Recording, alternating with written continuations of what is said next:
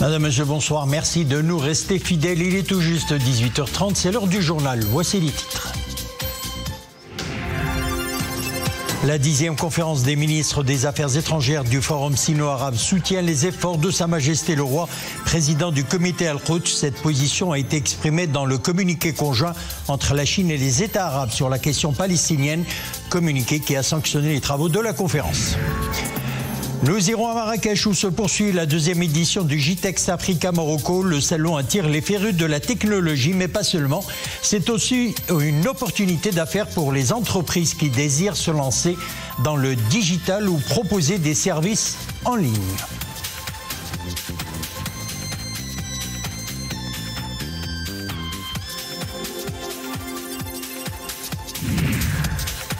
Réalisation des premières chirurgies robotiques au Maroc, à Casablanca. 2 interventions ont concerné une prostatectomie radicale pour cancer de la prostate et une néphrectomie partielle consistant en l'ablation d'une tumeur rénale tout en conservant le rein. Une avancée médicale historique et une première dans le Royaume et en Afrique.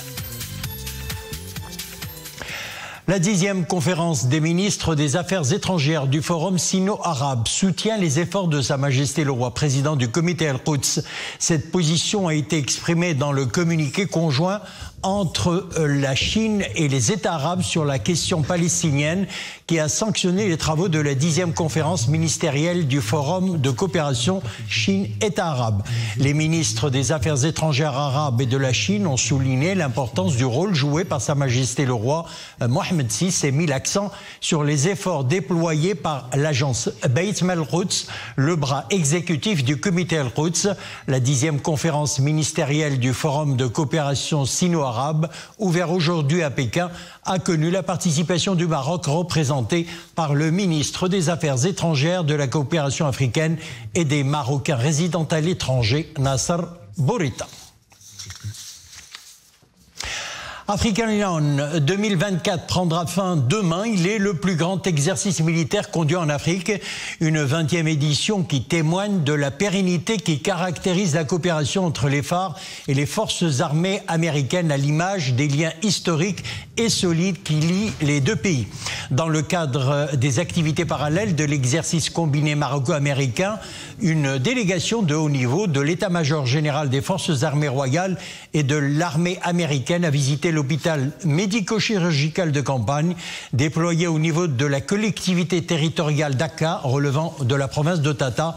Opérationnelle depuis le 16 mai, la structure sanitaire prodigue des prestations médico-chirurgicales et sociales en faveur de la population locale, couvre plusieurs spécialités dont la cardiologie, l'ORL, la pédiatrie, la médecine interne, la gynécologie, la radiologie, l'otonologie et l'ophtalmologie. La délégation, qui comprenait également l'ambassadeur des États-Unis d'Amérique au Maroc, a effectué une visite à l'espace de la mémoire historique de la résistance et de la libération à Aka.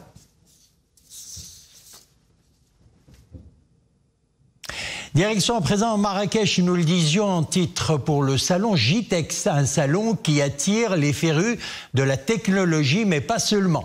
C'est aussi une opportunité d'affaires pour les entreprises qui désirent se lancer dans le digital ou proposer des services en ligne.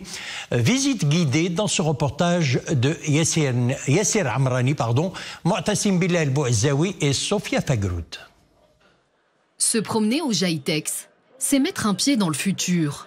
Ici, les entreprises redoublent d'efforts pour présenter leurs joujoux technologiques. Et pourquoi pas attirer de nouveaux investisseurs. Et quand 1500 exposants se retrouvent côte à côte, il faut sortir son épingle du jeu. Nous représentons une entreprise de VTC via application, une technologie que nous essayons de généraliser. Nous sommes déjà présents dans 10 villes marocaines depuis 4 ans. Au GITEX, nous cherchons à rencontrer des entreprises leaders au Maroc, dont celles spécialisées dans le paiement en ligne ou via application. Nous sommes aujourd'hui un des acteurs majeurs dans l'écosystème, dans le monde de la construction. On sait très bien que le Maroc organise la Coupe du Monde 2030, donc Beaucoup de projets de grande envergure sont à la pointe pour intégrer les meilleures solutions à l'échelle internationale auprès de tous les bureaux d'études, les architectes, les entreprises, tous ceux qui sont dans le domaine de la construction. Le GITEX n'est pas qu'un espace d'exposition, c'est aussi l'opportunité rêvée de nouer des partenariats. D'ailleurs, un accord a été signé permettant la collaboration entre universités marocaines et québécoises. L'accord prévoit aussi de nouveaux équipements technologiques pour des établissements marocains. Je pense que c'est un modèle d'affaires. C'est bon pour les entreprises, c'est bon pour les étudiants qui vont faire des trucs appliqués. Donc, c'est évident, ça vient enrichir la relation entre le Québec et le Maroc, qui est en pleine expansion et qu'on souhaite encore plus importante. Notre objectif, c'est toujours de faire du Maroc la porte d'entrée en Afrique. Au niveau des produits pour les télécommunications, des objets connectés et de la cybersécurité. Donc on est dans un domaine technologique où on finance déjà des laboratoires de recherche et développement au niveau du Québec. On est en train de financer des laboratoires au Maroc. Le financement, c'est ce que cherche la quasi-totalité des startups au GITEX. Car la recherche technologique a un prix, et il n'est pas peu cher. Alors les entreprises ont 3 jours pour séduire les investisseurs. Une nouvelle ère pour la médecine au Maroc. Il s'agit des premières chirurgies robotiques. Une avancée médicale historique et une première dans le Royaume et en Afrique. À Casablanca, 2 interventions ont concerné une prostatectomie radicale pour cancer de la prostate et une néphrectomie partielle consistant en l'ablation d'une tumeur rénale tout en conservant le rein. Les opérations ont été effectuées par un groupe médical spécialisé dans la prévention et le traitement du cancer. Leïla Esri, Abderrahmane Zigan et Sofia Fagrout. Quand on met les pieds dans ce genre d'unité chirurgicale, médecins et robots ne font qu'un. Un chirurgien a 4 bras. Non, ce n'est pas de la science-fiction. C'est ce que l'on appelle la chirurgie robotique. Une prouesse scientifique et médicale. Les mouvements sont très précis et le système permet aux instruments de tourner à 360 degrés, ce que la main humaine est incapable de faire. Notre patient avait un cancer de la prostate et nous avons effectué une prostatectomie radicale, c'est-à-dire que nous avons enlevé l'ensemble de la glande. Normalement, c'est une opération qui prend beaucoup de temps et qui comporte des risques. Avec cette nouvelle technologie, nous avons moins de morbidité et même les suites post-opératoires sont meilleures. En clair, grâce au système de traitement d'images en 3D, les médecins distinguent clairement les vaisseaux, les nerfs et les tissus haute définition et qui permet de réduire les effets secondaires et d'améliorer les résultats chirurgicaux. Une opération inédite sous la supervision de médecins marocains du monde. C'est une chirurgie de pointe utilisée dans le monde entier et qui nous manquait au Maroc et en Afrique du Nord. Mais maintenant, les choses ont changé. J'ai eu le plaisir de rencontrer des chirurgiens urologues du Maroc qui apprennent petit à petit cette technique pour que ce genre d'opération soit répandu dans notre pays. La robotique a fait son entrée dans les salles d'opération. Une nouvelle ère pour la médecine au Maroc, où la technologie et l'innovation jouent un rôle crucial dans l'amélioration des soins médicaux. On passe à présent à l'actualité internationale. En dépit de l'indignation internationale soulevée par un bombardement meurtrier dimanche dans un camp de déplacés à Rafah, l'armée israélienne poursuit ses frappes et son offensive terrestre dans la ville surpeuplée du sud de la bande de Gaza. L'armée israélienne a dit avoir visé 50 cibles à travers la bande de Gaza ces derniers jours. Des témoins ont fait état de bombardements intenses par l'artillerie et de tirs dans le centre et l'ouest. L'armée israélienne annonce avoir pris le contrôle ces derniers jours du couloir de Philadelphie, une zone tampon de 14 km de long qui borde la frontière égyptienne le long du sud de la bande de Gaza, près de Rafah. 2023, la deuxième année la plus chaude jamais enregistrée en Espagne. La température moyenne a atteint 15,2 degrés, soit 1,2 degré au-dessus de la normale en 2023, année qui a connu 44 jours de record absolu de chaleur. 2 degrés au-dessus de la normale, ça peut sembler peu, mais sur une année entière, c'est beaucoup, c'est ce qu'a expliqué le porte-parole de l'agence météorologique nationale espagnole. L'Espagne est confrontée confrontés à des épisodes de chaleur de plus en plus nombreux et rapprochés, parfois en dehors des mois d'été, qui inquiètent d'ailleurs les scientifiques. Et puis chez nous, après des températures élevées enregistrées ces derniers jours, le mercure sera sensiblement en baisse à partir de demain. Les températures minimales demain seront de l'ordre de 10 à 16 degrés sur l'Atlas, de 24 à 30 sur le Saïs, les plateaux de Phosphate et d'Oulmès, Tedla et l'extrême sud-est, de 17 à 23 degrés partout ailleurs. Des rafales de vent assez fortes sont prévues sur la région de Tanger, les Hauts et Anti-Atlas et le sud. Les fortes chaleurs sont souvent synonymes d'incendies de forêt. Et afin d'identifier la problématique des incendies de forêt, l'Agence nationale des eaux et forêts produit d'une manière journalière et par le biais de ses modèles scientifiques de prédiction de ces cartes qui identifient avec précision les zones à risque sur l'ensemble du territoire national. Alors pour les journées du 30 mai 2024 au 2 juin 2024, le risque extrême niveau rouge est repéré dans les provinces de Tanger, Asseila, Fas Anjara, El Hoceima, Nadour, Oujda, Angad, Taurirt, Taza, Khnifra et Bni Mellel. On passe au sport à présent. Qualification africaine au mondial 2026. Les stades marocains accueilleront 9 matchs internationaux de football du 5 au 11 juin prochain dans le cadre des 3e et 4e journées des éliminatoires de la Coupe du Monde 2026. Lors de ces matchs de qualification, l'équipe nationale du Maroc affrontera son homologue zambienne, groupe E, sur la pelouse du Grand Stade d'Agadir. Ça sera vendredi prochain à 20h. 9 équipes africaines se qualifieront pour la Coupe du Monde qui se déroulera pour la première fois avec 48 équipes. Et on passe à la Botola Pro, 28e journée. L'Aïsfar qui recevait à Kenitra s'est imposé face à la Jeunesse Selmi sur le score de 3-1. Les buts des militaires ont été marqués par l'Arbin Naji 13e, Al-Din Ajaraï 47e et Amin Zouhzouh à la 51e minute, tandis que Mohamed El-Khaloui a marqué pour la Jeunesse Selmi. Cette victoire permet à l'Aïsfar de se maintenir en tête du classement avec 67 unités, tandis que la Jeunesse Selmi stagne à la 13e place. De son côté, l'Ittihad de Tanger s'est incliné face au Raja de Casablanca sur le score de 2-1. C'était au stade Saniet Hermel de Tétouan, un match comptant pour la 28e journée. Adam Nefti, 74e minute sur Pelanti, et Riyad Ben Ayad, 85e, ont inscrit les buts du Raja, tandis que Ismail Khafi, 57e minute, a réduit l'écart pour l'Ittihad de Tanger. Et au terme de cette rencontre, le Raja de Casablanca occupe la 2e place avec 66 points, tandis que l'équipe de la ville du Détroit est 12e avec 29 points. Le Tour du Maroc cycliste marque son retour avec un départ des provinces du Sud. Placé sous le patronage de Sa Majesté le roi Mohamed VI, le Tour prendra son départ de l'Aïoun demain et s'achèvera à Casablanca le 9 juin. C'est ce qu'ont annoncé les organisateurs lors d'une conférence de presse tenue à Casablanca.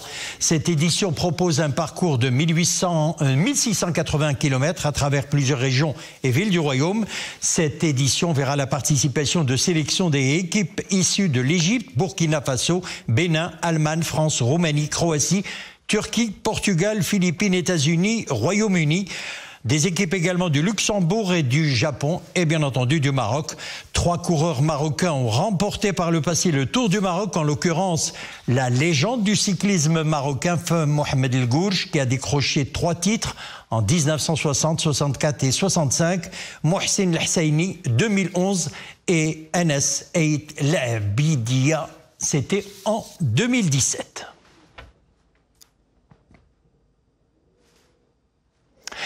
Cap à présent sur l'Azerbaïdjan. Ça sera notre page culturelle où une exposition photo donne à voir la beauté de ce pays aux influences culturelles multiples. Le pays a inspiré le photographe Mohamed Tazi.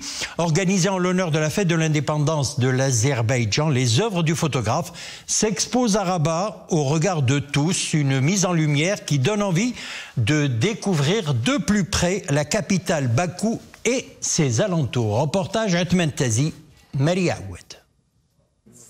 Il a l'art et la manière de capturer l'instant, mais aussi la beauté des paysages d'Azerbaïdjan. Riche de ses parcs naturels, aux allures de tableaux impressionnistes et de son architecture futuriste aux influences traditionnelles, Mohamed Tazi donne à voir la grandeur, l'immensité, la poésie terrestre à la croisée des cultures arabes, perses et ottomanes, comme une immersion en temps réel. Vraiment des paysages à couper le souffle.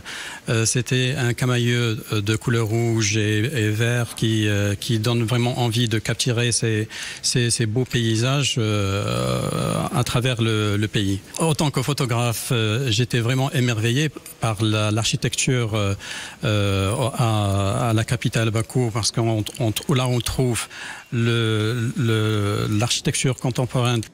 Une mise en lumière sublimée par le photographe, raconteur d'histoire, qui de son regard esthétique extrait la beauté et la lumière de ce pays merveilleux où les mosquées côtoient les églises, où les lacs et les mers forment un camailleux de couleurs, tout comme les saisons.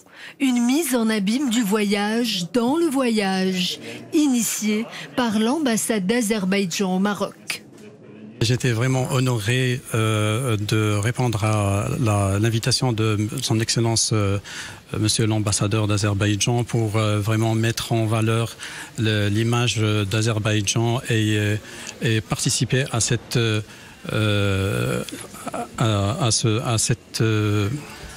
valorisation de ce pays. Fascinant pays que l'Azerbaïdjan et ses panoramas baignés de mystère et qui, sous l'œil de Mohamed Tazi, revêt une dimension quasi mystique. De la beauté avant toute chose, loin du tourisme de masse.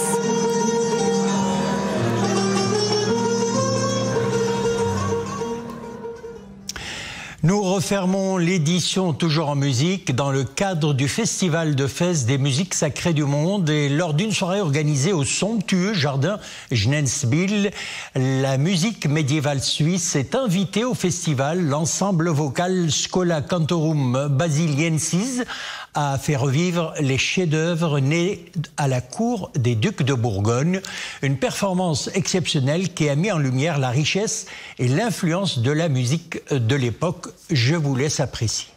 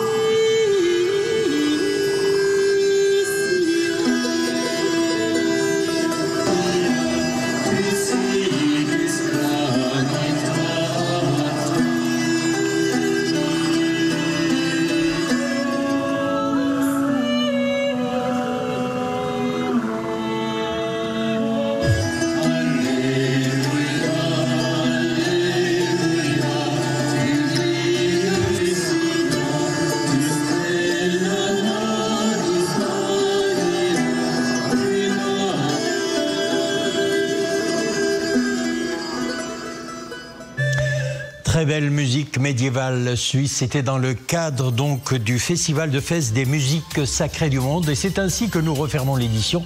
Merci de nous avoir suivis, à bientôt.